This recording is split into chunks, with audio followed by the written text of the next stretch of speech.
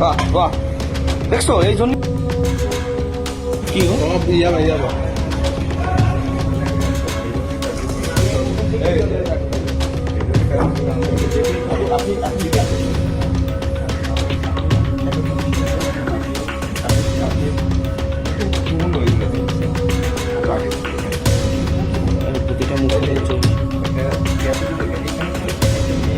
প্রবাদ রয়েছে, উপরে ঠিকঠাক, ভেতরে সদরঘাট।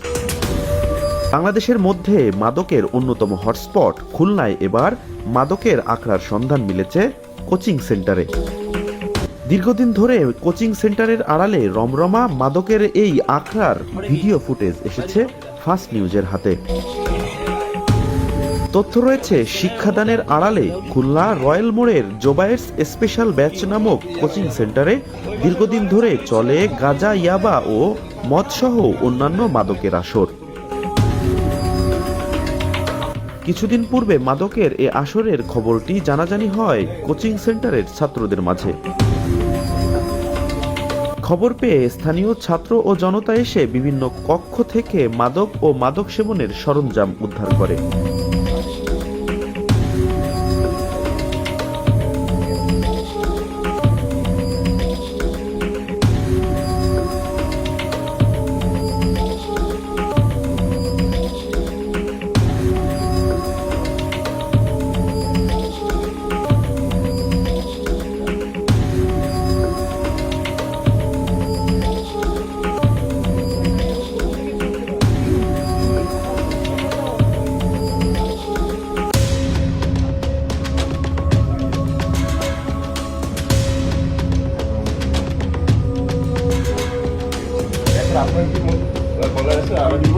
মামা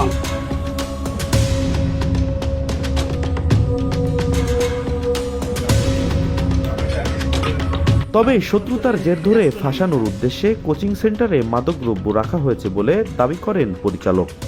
আমরা সুনামের সাথে দীর্ঘদিন এখানে পড়াচ্ছি,